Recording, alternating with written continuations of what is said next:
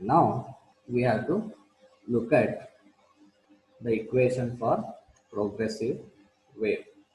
See, in the propagation of wave, the particle of the medium is performing an oscillatory motion, whether it is longitudinal or transverse doesn't matter.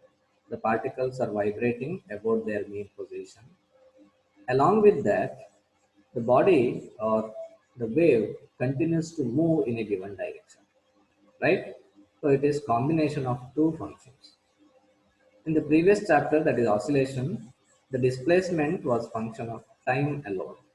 We were describing y equals to a sine omega t. So this actually describes a periodic simple harmonic motion about a fixed point. Similarly, in the propagation of transverse and longitudinal waves, particles are undergoing this motion. Along with that, the wave is also propagating in a given direction. So, with the time, it is moving in space. So, we should add another term for the same equation. Let us assume a wave is moving along x direction.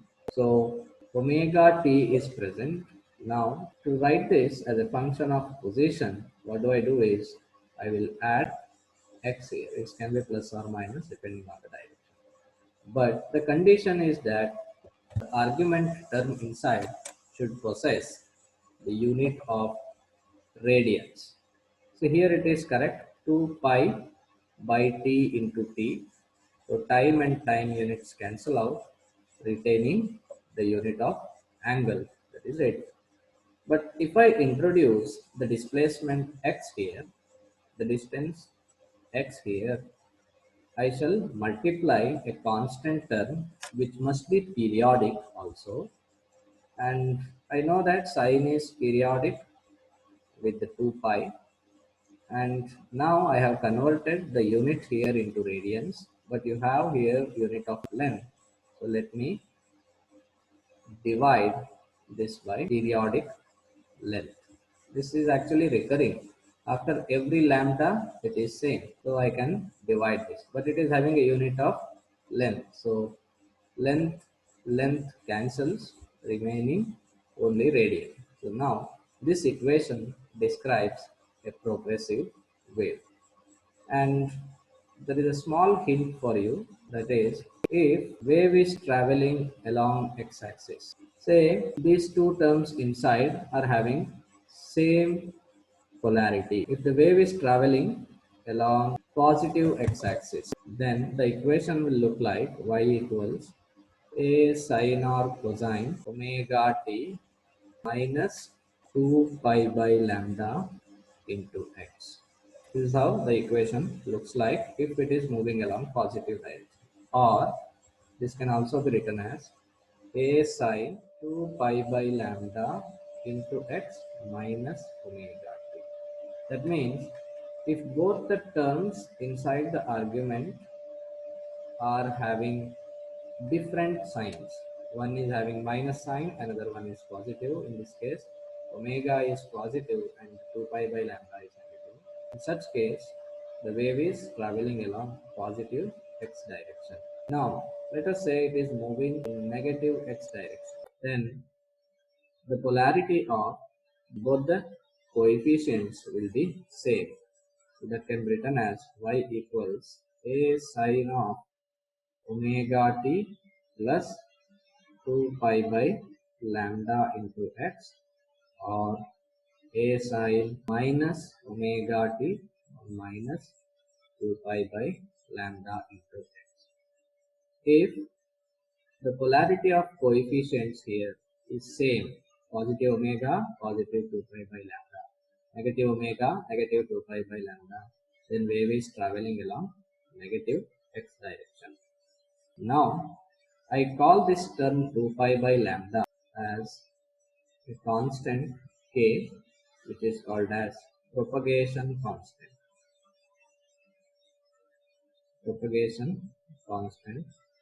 I will be using k instead of 2 pi by lambda throughout the expression. So now I can write y equals a sine of omega t plus or minus kx. Remember, the position doesn't matter whether you write kx first or omega t first.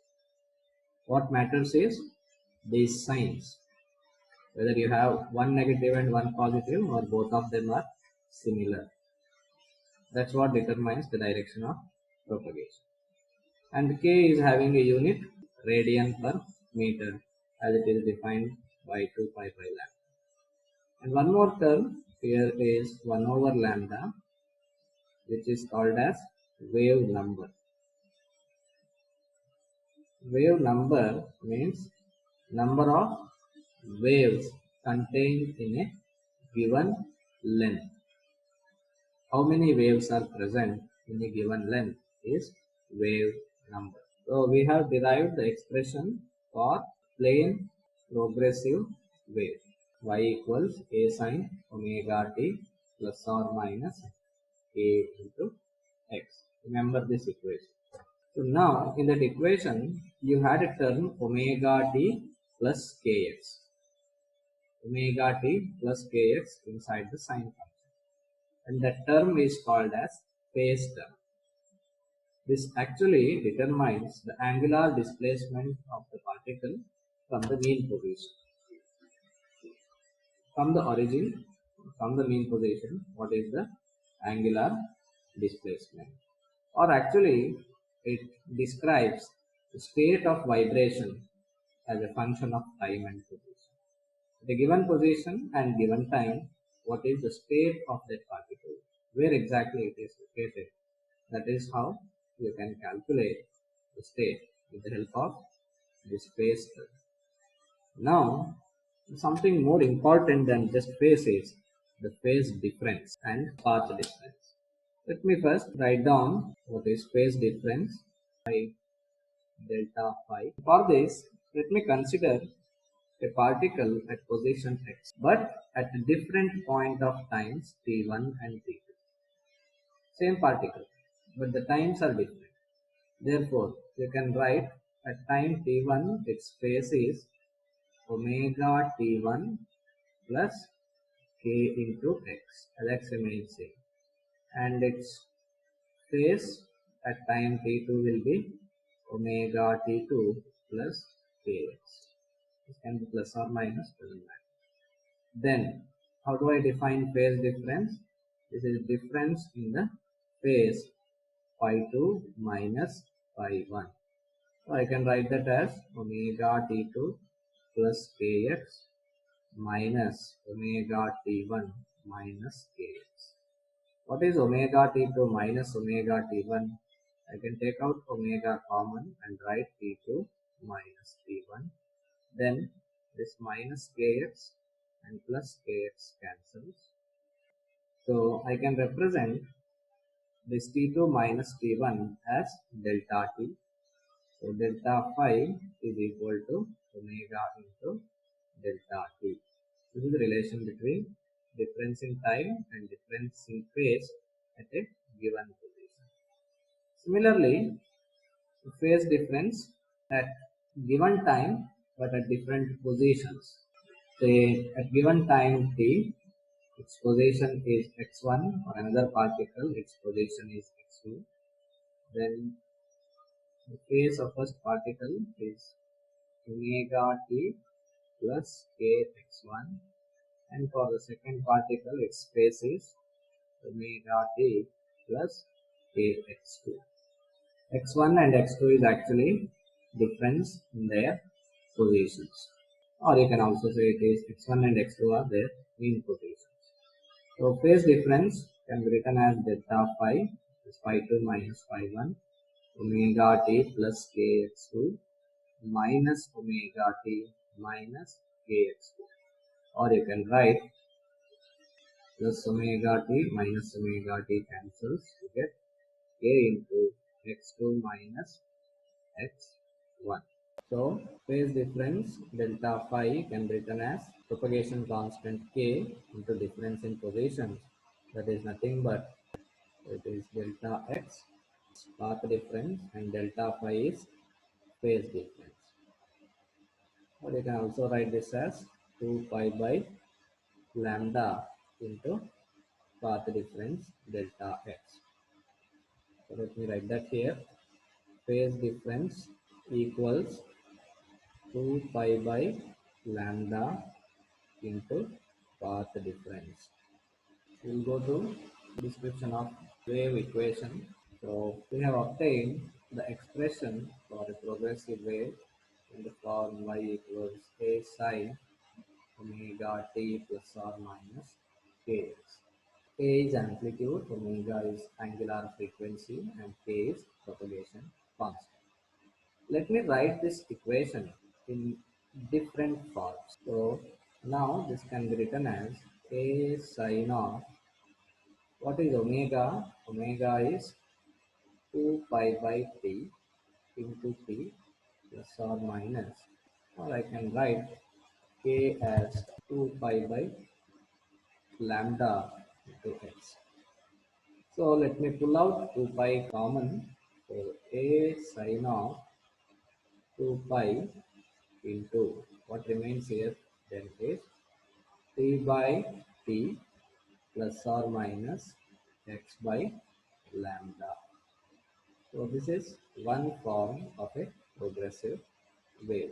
Next, from the same equation here, after equation number 1, I can write y equals a sine of, let me pull out 2 pi by t, that is omega is taken out, so what remains inside is just small t plus or minus. If 2 pi by is taken out, lambda remains here, and I can write that as 1 over lambda into x and 1 t. Try this out, work it out at home. So, but remember that the wavelength by time period is nothing but wave velocity v. Wave velocity v is distance traveled by the wave divided by time for that distance. So I can write the above equation in the form a sine of omega into t plus or minus. The lambda by t is what? It is velocity, so x over v. This is another form of a progressive wave. Now let me choose again equation, this equation 2 pi by t. So how do I rewrite that? Is a sine. Now instead of pulling out omega, let me pull out k. What remains here in that case is lambda by capital T into t plus or minus x. But what is lambda by t? It is wave velocity, a sine of k into vt plus or minus x. These are different forms of a progressive wave.